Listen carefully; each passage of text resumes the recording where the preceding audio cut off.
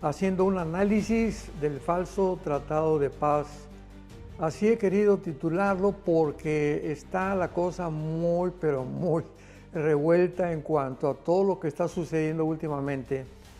No cabe duda que esta reunión que hubo en Egipto este pasado domingo, con 20 naciones y el presidente Trump encabezando toda esta organización de naciones árabes que se reunieron a su alrededor del presidente de Estados Unidos, ha despertado muchísimas controversias, hipótesis, especulaciones, comentarios acerca de lo que se encuentra detrás, que si se van a cumplir los pactos o los acuerdos que se llevaron a cabo, qué tiene que ver esto relacionado con la Biblia, en fin. Todas estas cosas pues las vamos a tratar en este noticiero profético y vamos en primer lugar a comenzar de una vez por todas estableciendo que este tratado de paz o acuerdo de paz o convenio de paz, como le queramos llamar, que se llevó a cabo allá en Egipto, no tiene nada que ver con el tratado de paz de la Biblia, o sea, el tratado que el anticristo va a hacer con Israel.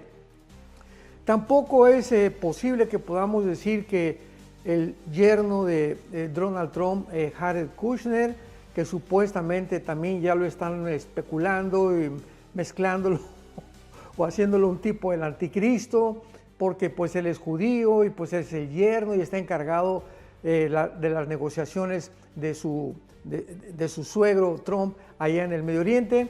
Nada que ver tampoco, porque claramente pues lo vamos a ver con mucha calma, ¿verdad? Lo hemos visto también que el anticristo va a surgir del territorio que se encuentra en precisamente Irak y Siria y el Líbano, toda esta serie, el Líbano, Irak y Siria, que es la zona que se llama Basán en la Biblia, y donde al norte se encuentra el monte Hermón, que de acuerdo al libro de Enoc, ahí descendieron los ángeles que se mezclaron con las mujeres en Génesis 6. Así que toda esta zona territorial que se encuentra en Siria, entre Irak y Líbano, pues es una zona altamente peligrosa en cuanto a espíritus malignos, como la Biblia lo menciona también en Apocalipsis 18:1, que se va a convertir en una zona completamente infestada por demonios. Así que pues vamos a tratar de despejar tantas incógnitas y tantas hipótesis. Y en el capítulo 9 del libro de Daniel, versículo 27, vamos a comenzar para poder establecer y partir de este momento acerca de qué se trató el tratado de paz en Egipto, con el presidente Trump encabezando a estas naciones árabes y europeas también. Dice Daniel 9:27, y por otra semana confirmará el pacto con muchos. A la mitad de la semana hará cesar el sacrificio y la ofrenda. Muy bien. Este capítulo de Daniel es un capítulo importantísimo dentro de los 12 capítulos que tienen todo el contenido de las profecías de Daniel, porque Daniel se encontraba muy preocupado estudiando el libro de Jeremías. Descubrió que ya se iba a cumplir los 70 años del cautiverio o el exilio de los judíos en Babilonia.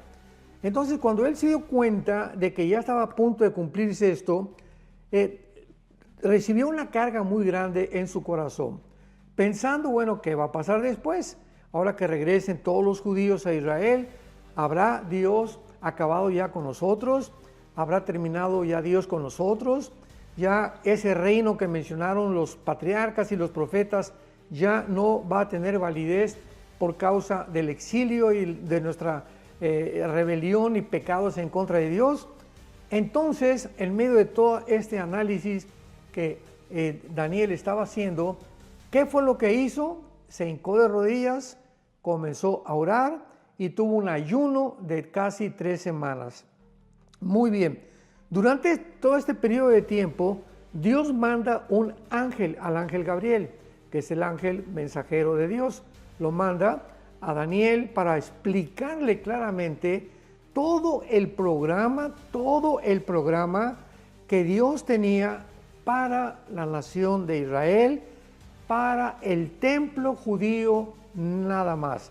Esta profecía se llama las 70 semanas de Daniel, porque Israel tenía semanas de años, semanas de días. Así que las semanas donde está esta profecía se relaciona con semanas de años. Entonces le da el ángel Gabriel a Daniel y le dice, 70 semanas, versículo 24, están profetizadas para tu pueblo Israel. 70 semanas están determinadas, o sea, si nosotros multiplicamos 70 semanas por 7, nos da exactamente 490 años. Así que vamos a resumir. El ángel Gabriel se le aparece a Daniel y le dice, Daniel, Dios tiene para ustedes y para el templo de Jerusalén 490 años. Al acabar los 490 años, el Mesías regresará al mundo por segunda vez, porque la primera vez fue en su crucifixión, ahora vendrá para poder llevar a Israel al perdón, al arrepentimiento, y que puedan ellos estar listos para entrar al reino milenial. Entonces, a través de esta profecía de las 70 semanas, Dios le dice a Daniel, quiero que sepas que esta contabilidad, esta cuenta se va a comenzar a llevar a cabo en el momento en que se dé la orden para restaurar la ciudad de Jerusalén, las murallas de Jerusalén principalmente. Esta orden fue dada en marzo del año 445 a.C. y la encontramos en el libro de Nehemías, capítulo 2, versículo 1 al 4, cuando el rey Ciro Artajerjes le da permiso a Nehemías, que era el copero del rey, para que regresara a Jerusalén e iniciara la reconstrucción de las murallas. Muy bien, entonces desde el marzo del 445 hasta el domingo de Ramos, cuando Cristo entra a Jerusalén, se cumplen exacta matemáticamente de una forma asombrosa y milagrosa, solamente Dios lo pudo hacer. Se cumplieron desde la orden del año 445 hasta la entrada de Cristo en el monte, en el templo de Jerusalén, 483 años. Entonces, de 483 a 490 nos faltan 7 años.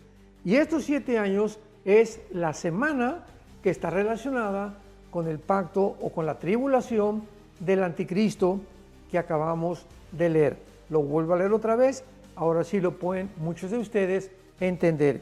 Y por otra semana, versículo 27, o sea, por otros 7 años confirmará el pacto con muchos, a la mitad de la semana hará cesar el sacrificio y la ofrenda. Vamos a detenernos un poco para analizar un poco más profundamente este versículo y esta profecía.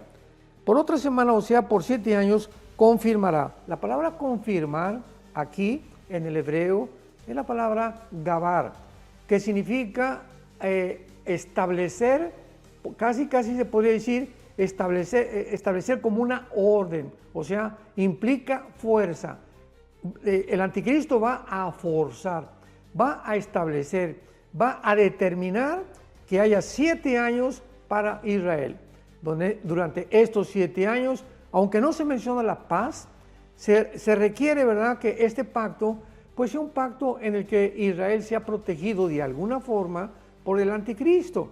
Entonces, esto no ha sucedido todavía, porque lo que pasó hace algunos días, el domingo, para ser específicos, allá en Egipto, en el Cairo, con el presidente de Egipto, al-Sisi, y con el presidente Trump, no fue por 7 años, ni tampoco fue para Israel. Fue un tratado entre Hamás y el gobierno de Israel. Entonces, esto es muy importante para que podamos despejar y volvernos otra vez a la Biblia y no confundirnos con todas las cosas que están pasando por falta de información. Muy bien. Bueno, vamos ahora a ver que no cabe duda que Israel ha vuelto a ocupar la atención de las naciones y de los medios de comunicación del mundo en estos últimos días. Los eventos, de los últimos años en el Medio Oriente han cambiado radicalmente la geopolítica del Medio Oriente y lo seguirán haciendo de acuerdo a las profecías bíblicas. En estos pasados días, o sea, el 12 y el 13 de octubre, hemos visto ya que el presidente Donald Trump de los Estados Unidos asistió a la nación de Egipto para firmar un acuerdo de paz entre Israel y el grupo terrorista de Hamas. Este acuerdo, en el que curiosamente no estuvieron los protagonistas, o sea, el primer ministro de Israel, pues dijo que se sentía un poco mal y había una fiesta en Israel, por lo cual le impedía ir a esta reunión, y a Hamas no pudieron estar en Egipto. Asistieron 20 naciones, algunas de Europa, Francia, Inglaterra, Alemania, Italia, España, y otras, en la mayoría, naciones árabes y naciones musulmanas. El día lunes, o sea, el otro día, 13 de octubre, se inició el intercambio de rehenes, que estaba establecido en los 20 puntos que propuso el presidente Donald Trump. O sea, 40 rehenes judíos que la mitad estaban muertos, o sea, realmente 20 rehenes vivos y 20 muertos se iban a intercambiar por casi 2.000 rehenes árabes palestinos que se encontraban condenados a cadena perpetua en Israel. Y en el acuerdo prometiendo a Israel el cese del fuego en Gaza. O sea, Israel tenía ya que parar la guerra en Gaza, y por otra parte los palestinos no podrían volver a atacar a Israel y además tenían que desarmarse. Veamos algunos antecedentes por lo cual el mundo llegó a esta situación. Vamos a tener que retroceder algunos años. Desde el 15 de enero del 2005, Israel entrega al gobierno de Gaza o a la OLP-Fatah, Organización para la Liberación de Palestina, dirigida por un hombre, Mahmoud Abbas. Todavía sigue al frente este hombre, Mahmoud Abbas, tras la muerte de Yasser Arafat. Esta ciudad, Gaza, comenzó a ser gobernada por el grupo terrorista Hamas 2 años después, en el 2007, y desde entonces ha recibido billones de dólares en ayuda para el pueblo palestino de varias naciones: Qatar, Irán, Estados Unidos, Egipto. Toda esta ayuda económica fue usada y ha sido usada para construir una red de más de 500 kilómetros de túneles debajo de escuelas, hospitales, casas particulares, etc. Además, este dinero fue usado para la construcción de mansiones de los líderes de Hamas que vivían en Qatar, en la nación de Qatar, que se encuentra junto al Golfo Pérsico. El día 7 de octubre del año 2023, más de 1.000 terroristas palestinos atraviesan la frontera con Israel para asesinar, lapidar, masacrar cruel y sanguinariamente a más de 1.000 judíos civiles, bebés, niños, jóvenes, adultos y ancianos. Y además se llevaron 250 rehenes a la ciudad de Gaza. En un verdadero, este sí fue un genocidio desde el tiempo de los nazis. El gobierno de Israel, lógicamente, inició la persecución de todos estos terroristas que se habían escondido en la ciudad de Gaza. Sin embargo, se enfrentan al entrar a Gaza con un enemigo diferente, que no tenían uniforme, escondido detrás de civiles con ropas de niños, de mujeres, bombas escondidas en los hospitales, en los colegios y en las casas particulares por el grupo de Hamas. La reacción del mundo fue inusitada y descomunal, pues en lugar de protestar por esta matanza y reclamar que devuelvan a los rehenes, comenzó una ola mundial a favor de este grupo terrorista Hamas, declarando y cantando que desde el río hasta el mar sacaran completamente a Israel.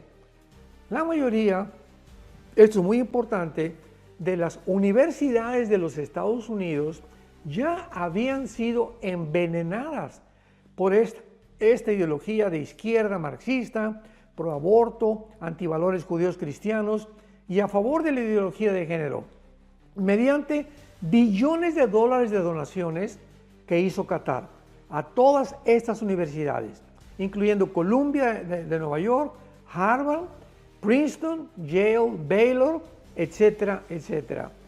Mientras tanto, Irán y Qatar continuaban financiando a todos los grupos terroristas del mundo, Al-Qaeda, ISIS, los Houthis, los Hamas, etcétera, etcétera, que enviaban armas hacia Siria vía el Líbano, hasta que finalmente Siria fue otra cosa sorpresiva, fue tomada sorpresivamente por Al-Jolani, un exterrorista de ISIS, con el apoyo de Turquía para derrocar al dictador Assad.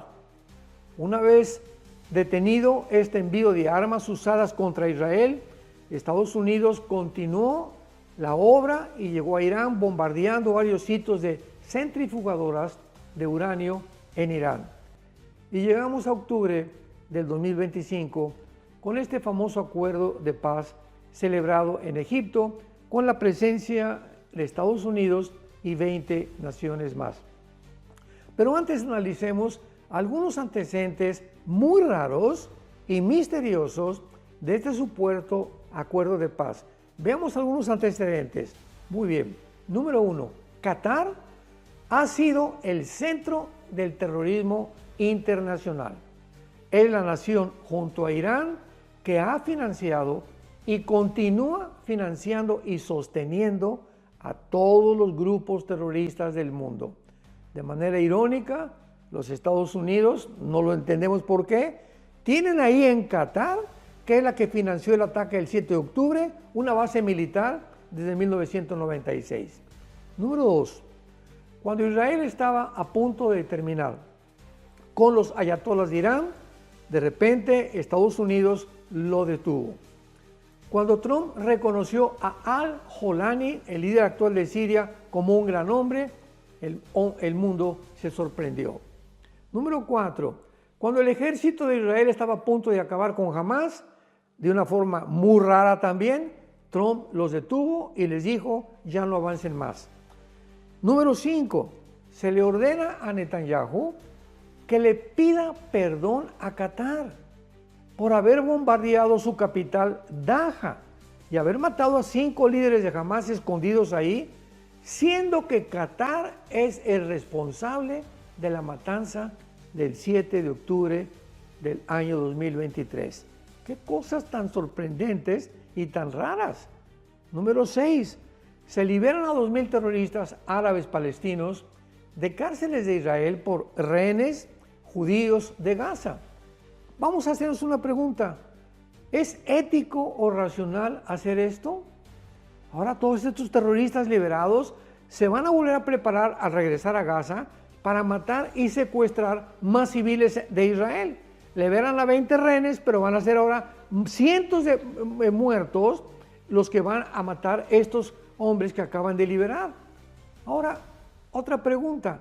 ¿Cuáles serán las probabilidades de la seguridad de millones de ciudadanos israelíes que quedarán amenazados por otro genocidio futuro de estos terroristas liberados? Ahora Hamas aprendió que matar y secuestrar personas sí funciona, por lo que lo volverán a repetir en un futuro próximo. Lo que envalentona a los árabes, principalmente a los terroristas, es conocer la debilidad de su enemigo. Número 7. Se firma un convenio de 20 puntos entre Israel y Hamas en Egipto con 20 naciones de testigo. La mayoría, repito, enemigas de Israel. Pero extrañamente no estaban los principales protagonistas, Netanyahu y los líderes de Hamas. Se acuerda un cese al fuego que ya entró en vigor de parte de Israel y que Hamas se ha desarmado y no lo vuelve a atacar. Algo que nunca lo van a cumplir. Recordemos esto, Hamas y ningún grupo terrorista ni ningún grupo radical islámico jamás cumplirá ninguna promesa y ningún convenio y ningún tratado de paz que vayan a firmar. Además, ahora Gaza será controlada y gobernada por un grupo de tecnócratas. ¿Quién es un tecnócrata? Son personas que están especializadas como ingenieros, arquitectos, antropólogos, que van a encargarse, supervisados supuestamente por algunas naciones árabes como Qatar, Egipto y Estados Unidos. Entonces, son los que están planeando ahorita qué hacer con la ciudad de Gaza.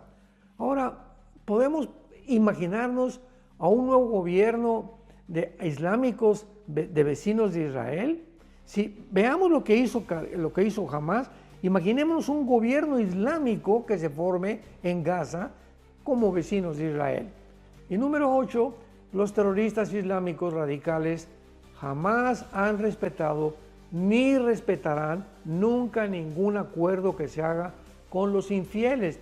Los infieles son los que no son musulmanes, porque su moral es siempre mentir a sus enemigos. Como botón de muestra tenemos el acuerdo de Oslo en 1993, que se rió Yasser Arafat, se carcajeó cuando regresó al Medio Oriente, burlándose de lo que se había hablado en este acuerdo de paz. Cuando un grupo terrorista llamado, por ejemplo, Septiembre Negro, que fue dirigido por Yasser Arafat, asaltó la Villa Olímpica en 1972 en la ciudad de Múnich, Alemania, para pedir rescate y liberar prisioneros y yihadistas. La primera ministra de Israel en aquel entonces, Golda Meir, dejó muy clara la política de Israel. Israel nunca negociará con sus enemigos. Por supuesto que todos los atletas secuestrados más tarde fueron muertos dentro de un helicóptero cuando uno de los terroristas les aventó una granada dentro cuando ya los iban a sacar. Número 9, el presidente Trump ha sido alabado actualmente, victoriado en Israel, es el héroe actualmente de Israel, el presidente Trump, por la liberación de los rehenes. Y claro que esto ha sido lo único bueno de toda esta negociación. Aunque sabemos el precio altísimo que se ha pagado y que se pagará en el futuro. Hoy alaban a Trump en Israel, pero debe recordar que una semana antes de su crucifixión hicieron lo mismo con Jesús. Alabado sea Jesús el domingo de Ramos, y 5 días después los que lo alababan lo crucificaron. El mundo no ha cambiado. Ahora vamos a hacernos algunas otras preguntas. ¿Cuál es el futuro bíblico entonces para Israel? ¿Qué es lo que le espera a Israel en todo este conflicto en el cual está involucrado y vuelve a ocupar los encabezados de los medios de comunicación, de los periódicos, de la atención de las naciones y del mundo? En el libro de Zacarías, en el Antiguo Testamento, capítulo 12, encontramos una profecía muy, pero muy interesante que define claramente el futuro de Israel. Dice así, Zacarías 12, versículo 2 y 3. He aquí yo pongo a Jerusalén por copa que hará temblar a todos los pueblos. Contra Judá en el sitio contra Jerusalén. Y en aquel día pondré a Jerusalén por piedra pesada a todos los pueblos, y los que se la cargaren serán despedazados. Bien que todas las naciones de la tierra se juntarán contra ella. Aquí esta profecía de hace 2500 años nos vuelve a decir con muchos siglos de anticipación lo que estamos siendo testigos tú y yo en el siglo XXI.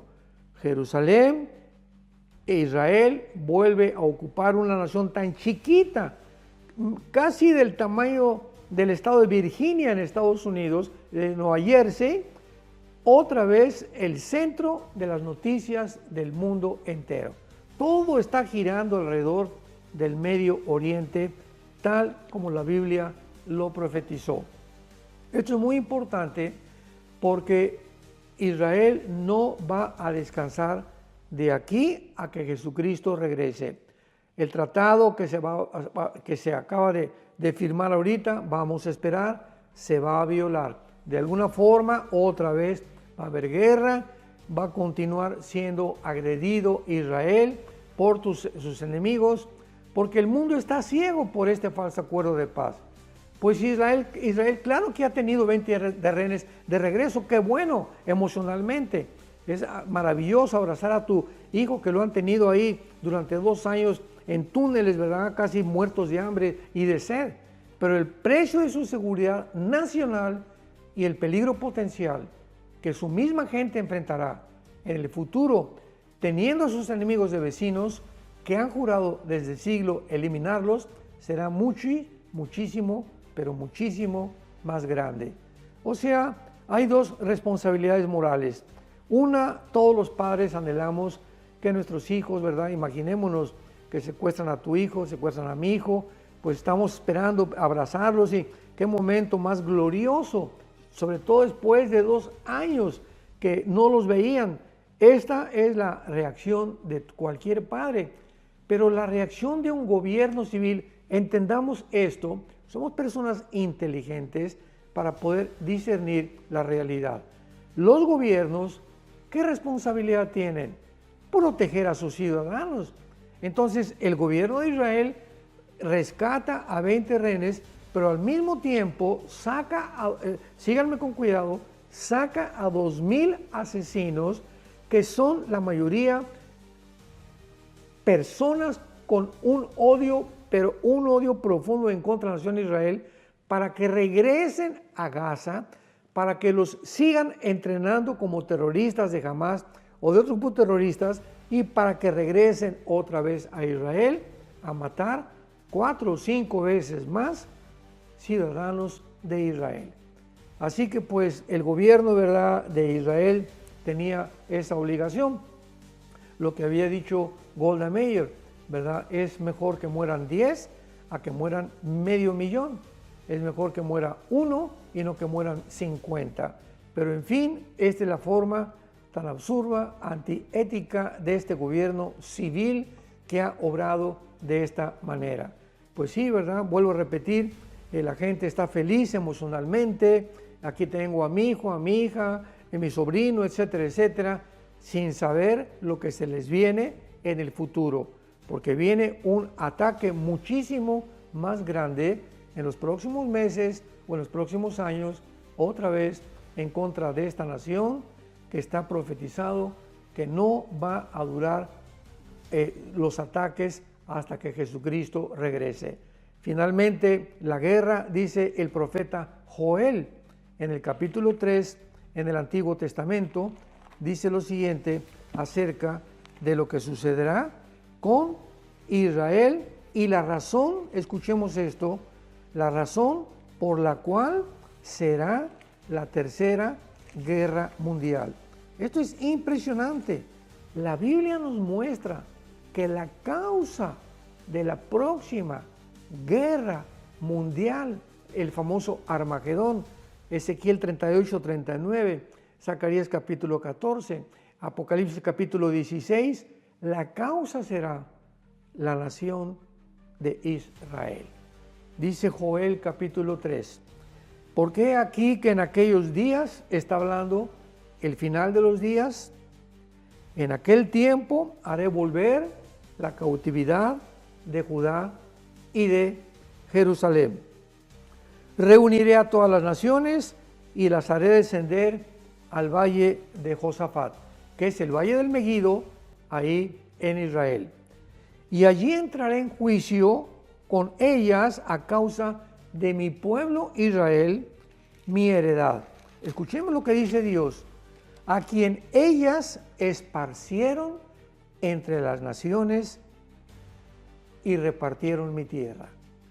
Y echaron suerte sobre mi pueblo y dieron a los niños por una ramera y vendieron a las niñas por vino para beber. Se vienen días muy difíciles en contra de la nación de Israel. Y Dios nos está diciendo claramente, anticipadamente, porque la Biblia es más segura que el periódico de mañana en la mañana, que se vienen tiempos mucho más difíciles para la nación de Israel. Y como todas las naciones en el mundo, nunca es el pueblo el culpable, el pueblo son los gobiernos. Podemos poner, por ejemplo, el pueblo venezolano es precioso. ¿Cuál es el problema? El gobierno. El pueblo de Brasil es precioso. ¿Cuál es el problema? El gobierno.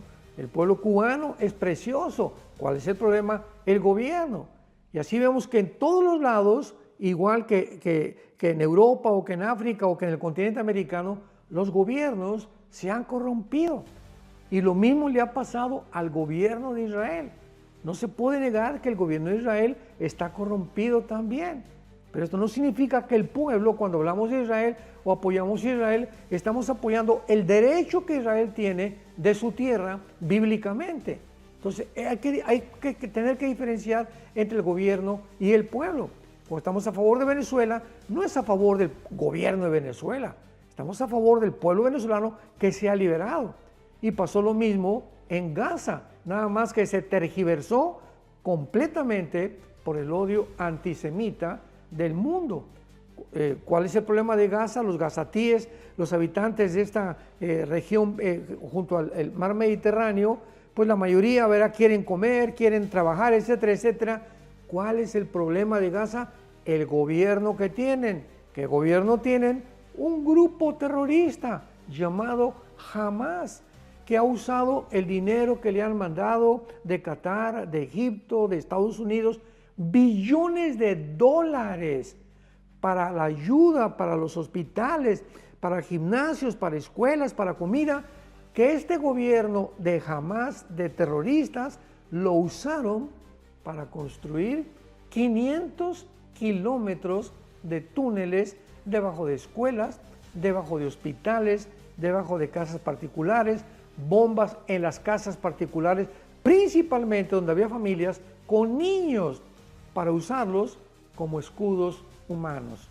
Entonces, qué increíble, ¿verdad?, que cuando estos terroristas salen de Gaza para atacar y el 7 de octubre de 2023 y masacrar a más de 1,000 civiles, el mundo haya reaccionado de una forma completamente antirracional, completamente psicopática. ¿Cómo es posible que hayan reaccionado? En lugar de que diga el mundo, ¿verdad?, pues que saquen al gobierno de Venezuela y liberen a los venezolanos. Todos estamos apoyando eso.